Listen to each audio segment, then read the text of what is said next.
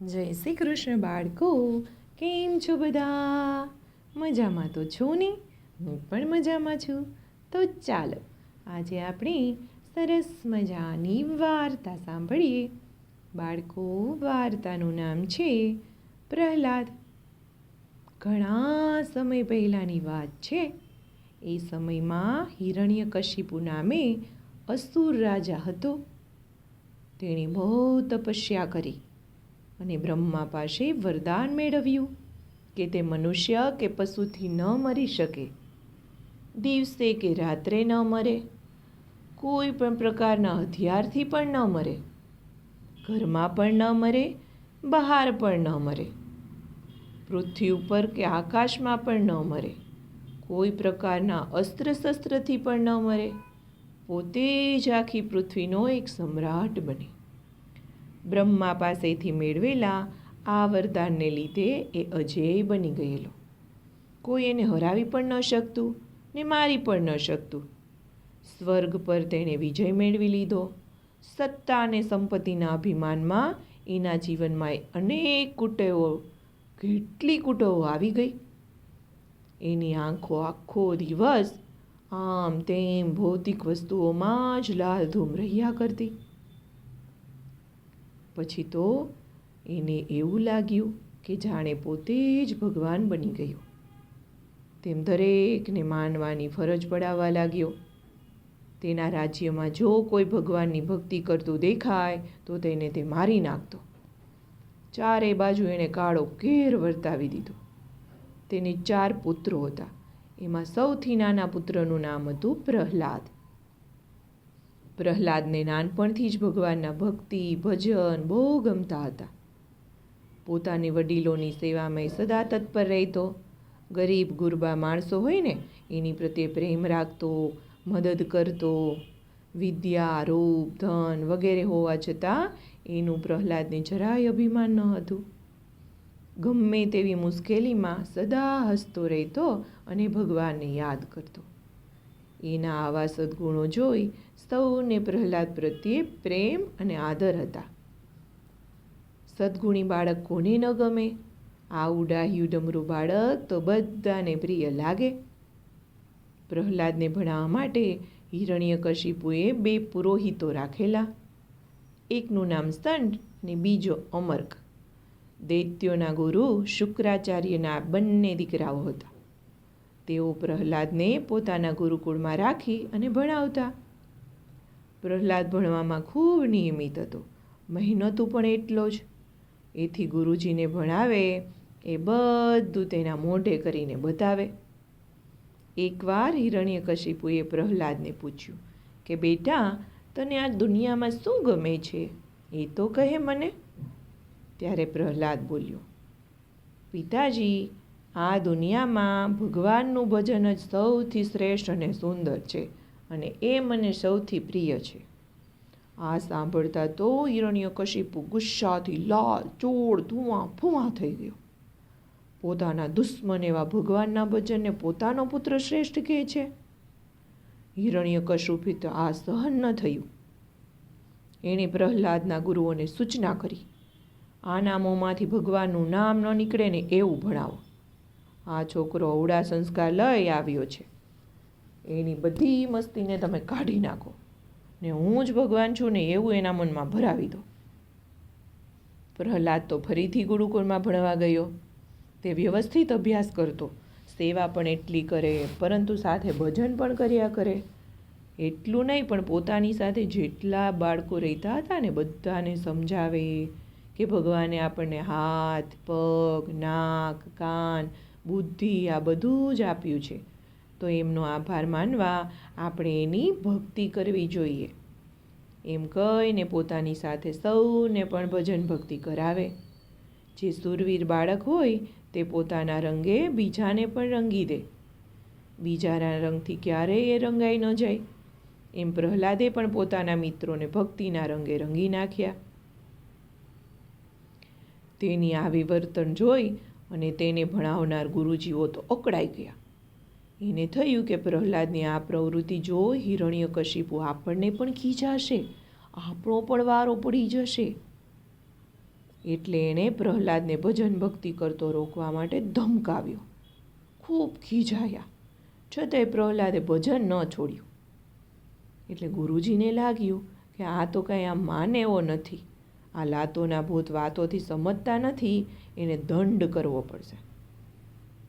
એને ખૂબ દંડો આપવા માંડ્યા, છતાંય પ્રહલાદ તો ભજનમાં જ રહ્યો. કેટલાય સમય પછી પ્રહલાદ પોતાના ઘરે આવ્યો. એને જોઈને હિરણ્યકશિપુ ખૂબ રાજી થયો. એને પોતાના ખોળામાં બેસાડ્યો અને પૂછ્યું કે બોલ બેટા, તું ગુરુકુળમાં શું ભણીને આવ્યો છો? એ વખતે પ્રહલાદે કહ્યું કે પિતાજી, ભગવાનની 9 પ્રકારની ભક્તિ કરવી જોઈએ. ભગવાનના ગુણગાન ગાવા જોઈએ, સાંભળવા જોઈએ, એમના નામનું સ્મરણ કરવું જોઈએ, તેમની સેવા કરવી જોઈએ, તેમની પૂજા અર્ચના કરવી જોઈએ, તેમને રોજ વંદન કરવા જોઈએ અને ભગવાનના દાસ થઈને રહેવું જોઈએ. તેની સાથે મિત્રની જેમ વર્તન કરવું જોઈએ. તેના ચરણોમાં આપણું આત્મસમર્પણ કરવું જોઈએ. આ જ શ્રેષ્ઠ વિદ્યા છે અને આ વિદ્યા હું શીખીને આવ્યો છું. ફરી એકવાર પુત્રના મુખેથી ભગવાનનું નામ સાંભળતા હિરણ્યકશિપુ તો રાતો પીળો લાલ ચોળ થઈ ગયો. એણે પ્રહલાદને ભણાવનાર પુરોહિતોને બોલાવ્યા. હિરણ્યકશિપુના હોઠ ક્રોધથી ફફડી રહ્યા હતા. પુરોહિતો આવ્યા એટલે હિરણ્યકશિપુએ એમને ઉધડો લીધો. હે બ્રાહ્મણો, તમે મિત્રના વેશમાં રહેનારા મારા દુશ્મનો જેવા છો. તમે મારા પુત્રને આવું શું શીખવાડ્યું? ત્યારે એણે કહ્યું કે મહારાજ, અમે તેને ભગવાનનું ભજન નથી શીખવાડ્યું, પણ તે તો જન્મતા જ આ શીખીને આવ્યો છે. એને અંદરથી જ આ બધું સ્ફુરે છે.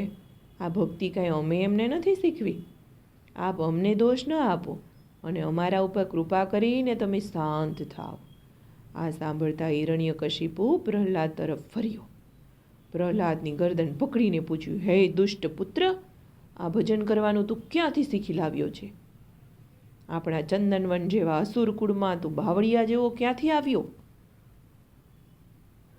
એટલું કહી પ્રહલાદને એના પિતાએ ભૂમિ ઉપર ધડીંગ કરતો પછાડ્યો અને પછી પોતાના સૈનિકોને આદેશ આપ્યો કે આને મારી નજર આગળથી હમણાં ને હમણાં દૂર કરી દો. આ મારી નાખવા યોગ્ય છોકરો છે. મારા પુત્રના રૂપમાં જન્મેલો આ મારો દુશ્મન છે. આને કોઈ પણ ઉપાય મારી નાખો, આ મારે નથી જોતો.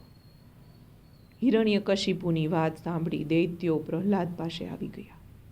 લાંબા લાંબા નખ, વિકરાળ કાળા મોઢા, લાંબા લાંબા ગુચડિયાવાળા વાળ અને તીક્ષ્ણ અને મોટા દાંત, લાલ ચોળ આંખો, હાથમાં ત્રિશૂળ, લાલ લાલ દાઢી ને મૂછ ધરાવતા આવા અનેક દૈત્યોને જોઈ બાળક તો બી જ જાય.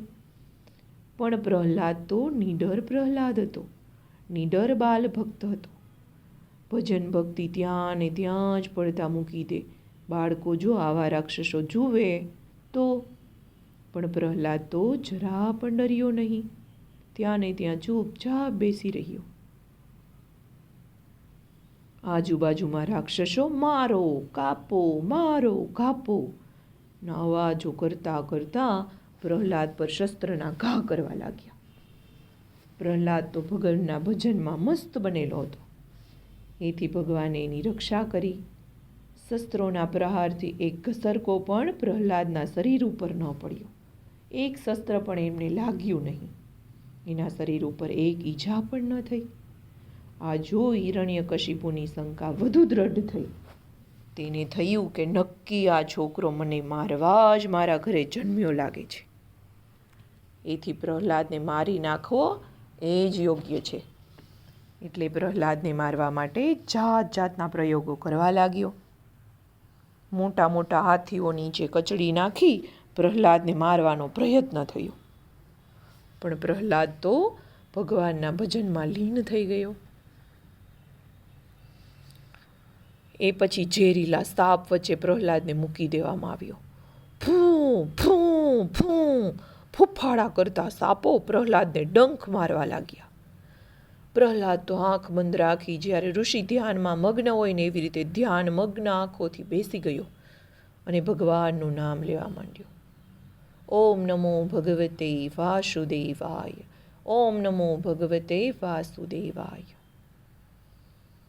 આટલા ઝેરીલા સાપો વચ્ચે પણ ભગવાને પ્રહલાદની રક્ષા કરી. રાક્ષસીઓ દ્વારા મારી નાખવાનો પ્રયત્ન પણ નિષ્ફળ ગયો. પહાડ ઉપરથી પ્રહલાદને ગબડાવવામાં આવ્યો, ઝેર પીવડાવવામાં આવ્યું, ખાવાનું બંધ કરી દેવામાં આવ્યું, બરફના પહાડ ઉપર રાખવામાં આવ્યો, સળગતા અગ્નિમાં ફેંકવામાં આવ્યો, સમુદ્રમાં ડૂબાડવામાં આવ્યો. આવા અનેક ઉપાયો પ્રહલાદને મારવા માટે થયા, પણ પ્રહલાદનો એક પણ વાળ વાંકો ન થયો. દરેક વખતે ભગવાને એની રક્ષા કરી. આ જોઈ અને હિરણ્યકશિપુ બરાબર ધૂંધવાયો.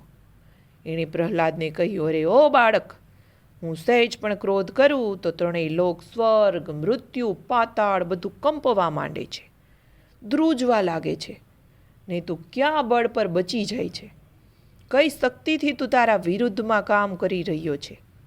તું મારી વિરુદ્ધ કામ કરશે તો તારું મૃત્યુ તો નિશ્ચિત જ છે. ત્યારે પ્રહલાદે નિડરપણે કહ્યું કે હે પિતાજી, ત્રણેય લોકમાં શું, પણ અનંત બ્રહ્માંડમાં ભગવાનનું બળ સૌથી મોટું બળ છે. તેઓની શક્તિથી જ બધા કાર્ય કરે છે. માટે તમે મને મરવા જાઓ છો, વારંવાર મારવા માટે પ્રયત્ન કરો છો, પરંતુ એ ભગવાન મને બચાવી લે છે. તેઓ સદાય ભક્તોની રક્ષા કરે છે.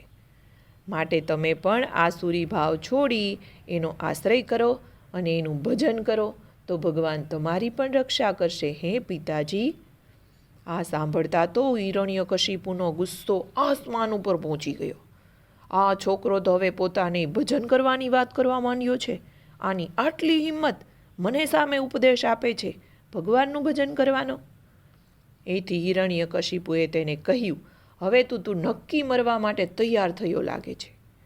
મારા સિવાય બીજો આ જગતનો રાજા તું જેને કહે છે ને એ તારો ભગવાન બતાવતો ખરો કે છે ક્યાં? પ્રહલાદે કહ્યું, પિતાજી, ભગવાન તો આખા જગતમાં છે. ભગવાન તો કણ કણમાં રહેલો છે. હિરણ્યકશિપુએ કહ્યું, તો આ થાંભલામાં તને તારો ભગવાન દેખાય છે? હિરણ્યકશિપુએ આવું પૂછ્યું એટલે પ્રહલાદે કહ્યું, હા પિતાજી, કેમ નહીં, એ તો બધે જ રહે છે. હવે હિરણ્યકશિપુ તો રહેવાયું નહીં.